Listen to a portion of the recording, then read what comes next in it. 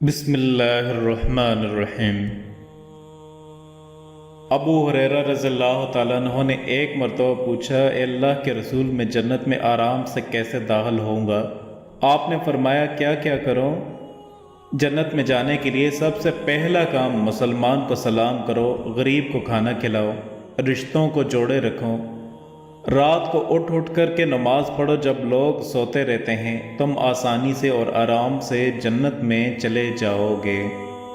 آسانی سے اور جنت میں جانے کے راستوں میں سے ایک راستہ تہجد کا پڑھنا ہے، کھانے کا کھلانا ہے، رشتوں سے رشتہ اور تعلق قائم کرنا ہے، ناقص اور غیر ناقص جس کو بھی کسی کو بھی سلام، اور یہاں الفاظ دیکھیں، ناقص اور غیر ناقص بڑی اہم چیز ہے۔ مطلب ہر کسی کو، ہم کیا ہوتا ہے، کسی کو سلام کرتے ہیں سٹیٹس کے حساب سے کہ بہت معزز ہے۔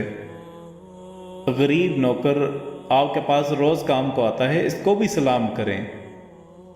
ناقص اور غیر ناقص مطلب اس کی دنیاوی حساب سے ویلیو ہو یا نہ ہو، لیکن آپ نے سلام ضرور کرنا ہے۔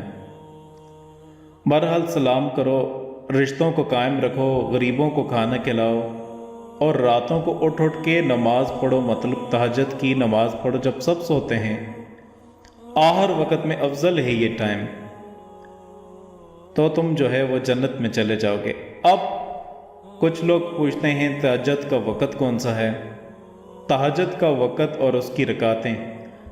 تہجد کا وقت عشاء کے بعد سے لے کر فجر کے پہلے پہلے تک سیم یو وطر کا ٹائم ہے۔ تہجد کے وقت عشاء کے بعد سے لے کر فجر کے پہلے پہلے تک، تو گویا آپ عشاء کے فوراً بعد بھی پڑھ سکتے ہیں اور فجر سے پہلے تک آپ پڑھ سکتے ہیں، کبھی بھی جیسا آپ وطر پڑھتے ہیں۔ اب کتنی رکعتیں پڑھنی ہیں؟ تو اس کی رکعتیں یاد رکھیں، دو دو کر کے، کم از کم دو اور زیادہ سے زیادہ 8 رکعتیں، اور یہ رکعتیں دو دو کر کے ہی پڑھی جا سکتی ہیں۔ دو کے بعد سلام، دو کے بعد سلام، دو کے بعد سلام، دو کے بعد سلام۔ اگر آپ کو 2 پڑھنی ہے تو دو دو کر کے 2 سلام ہو گئے، 6 پڑھنی ہے تو 3 سلام ہو گئے، 8 پڑھنی ہے تو 4 سلام سے 8 رکعتیں، 2 کے بعد سلام پھیریں گے۔ یہ اس کی رکعتیں ہیں، کم از کم 2، زیادہ سے زیادہ آپ 8 رکعتیں پڑھ سکتے ہیں۔ اب یہ کب پڑھ سکتے ہیں، اس کے تعلق سے میں نے آپ سے یہ کہا، یہ کبھی بھی پڑھ سکتے ہیں۔ اس تعلق سے ایک روایت آتی ہے، یہ روایت جو ہے صحیح بخاری اور صحیح مسلم کی ہے، نبی کریم صلی اللہ علیہ وسلم کے تعلق سے آتا ہے۔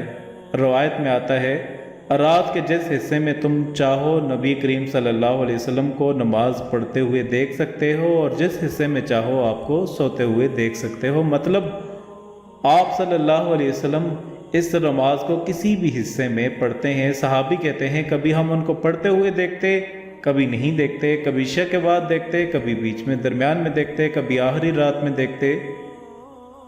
جس حصے میں چاہیں آپ نماز پڑھتے ہوئے دیکھتے، جس حصے میں چاہے آپ سوتے ہوئے دیکھتے۔ مطلب کبھی ایک وقت نماز پڑھتے، دوسرے دن اس حصے میں نہیں پڑھتے، کسی اور وقت میں پڑھتے۔ آج سمجھ لیجئے فار ایگزامپل 1 بجے آپ جاگتے ہیں تو کل 1 بجے جاگتے ہوئے نہیں دیکھیں گے آپ، کسی حصے میں، ایک حصے میں نماز پڑھتے ہیں اور اگلے حصے میں آپ نماز تھوڑی لیٹ کر کے تہجد کی پڑھتے ہیں۔ مطلب آپ صلی اللہ علیہ وسلم عشاء کی نماز سے لے کر صبح فجر تک کسی بھی وقت پڑھا کرتے۔ اسی طرح صحیح بخاری کی ہے روایت ہے، امی عائشہ رضی اللہ تعالیٰ عنہ فرماتی اور کہتی ہیں، آپ صلی اللہ علیہ وسلم اس وقت قیام فرماتے جب مرغ کی آواز سنتے۔ مطلب نبی کریم صلی اللہ علیہ وسلم اس کو ہر وقت پڑھتے، خاص طور پہ کب پڑھتے؟ رات کا تیسرا پہر، جب مرغ رات کے تیسرے حصے میں سحر کے وقت آواز دیتا ہے۔ آپ صلی اللہ علیہ وسلم کی حدیث مبارکہ ہے، جب مرغ بانگ دے تو اسے برا مت کہو، اس لیے کہ وہ فرشتوں کو دیکھ کر بانگ دیتا ہے، لہٰذا جب مرغ بانگ دے تو اللہ سے دعا کرو، کیونکہ اس وقت فرشتے حاضر ہوتے ہیں۔ اور مرغ یاد رکھیں کبھی بھی آواز دیتا ہے، لیکن جب وہ سیکھ لیتا ہے، وہ آپ دیکھیں گے رات میں 3 بجے سے لے کر یا کم از کم سحر کے وقت یا فجر سے پہلے وہ اذان دیتا ہے۔ اس وقت ہوتا کیا ہے؟ اکثر لوگ بولتے ہیں کیا مرغ بانگ دے کر کے بور کر رہا ہے؟ وہ بور نہیں کر رہا، وہ اشارہ کر رہا ہے کہ فرشتے آنے کا وقت ہے۔ حدیث پاک میں بھی آتا ہے اللہ تعالیٰ رات کو فرشتوں کی 3 جماعتیں بنا دیتے ہیں۔ فرشتوں کی کتنی جماعتیں؟ 3 جماعتیں بنا دیتے ہیں۔ ایک جماعت کو کہتے ہیں کہ دیکھو فلاں فلاں میرے مقبول بندے ہیں، تم جاؤ اور ان کو پر مار کے جگا دو، یہ تہجد میں اٹھنے کا وقت ہے، یہ اٹھیں گے مجھ سے مانگیں گے، میں پروردگارم عالم ان کی جولیوں کو بھر دوں گا۔ چنانچہ یہ لوگ سوئے ہوئے ہوتے ہیں، نہ گھڑی کا الارم نہ کوئی اور، اچانک ان کی آنکھ کھل جاتی ہے۔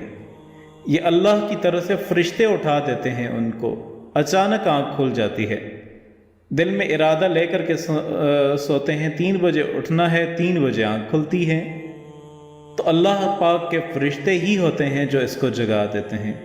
اور پھر دوسرے گروپ کو اللہ پاک فرماتے ہیں کہ جاؤ فلاں فلاں فلاں میرے ناپسندیدہ بندے ہیں، میں انہیں پسند نہیں کرتا، تم جاؤ اور ان کو تھپکی دے کے سلا دو، یہ میرے نیک مقبول بندوں کے اٹھنے کا وقت ہے اور میں نہیں چاہتا اس موقع پر یہ مجھے اپنی شکل دکھائیں۔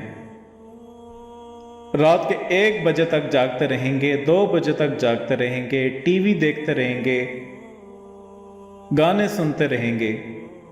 جب تہجد کا وقت شروع ہوتا ہے نیند آ جاتی ہے۔ آپ شادی پہ دیکھیں، لوگ پروگرام بناتے ہیں، آج شادی کی رات ہے، ساری رات جاگیں گے، ساری رات نہیں جاگتے۔ جب تہجد کا وقت شروع ہوتا ہے سارا مجمع سو جاتا ہے، گھر کی عورتیں مرد سب سو جاتے ہیں، مہمان بچے سب سوئے ہوئے ہوتے ہیں، وہ سوئے نہیں ہوتے، ان کو سلا دیا جاتا ہے۔ تو یوں بھی تو ہم سو ہی سکتے ہیں نا کہ ہم تہجد نہیں پڑھتے، نہیں، شاید ہم سے کوئی ایسا گناہ ہوتا ہے، اللہ تعالیٰ اس برکت والے وقت میں ہماری شکل دیکھنا پسند ہی نہیں کرتے۔ Subscribe to our channel by clicking the subscribe button. Click the bell button and enjoy the latest uploads from our تبارك channel. الذي نزل الفرقان على عبده ليكون للعالمين نذيرا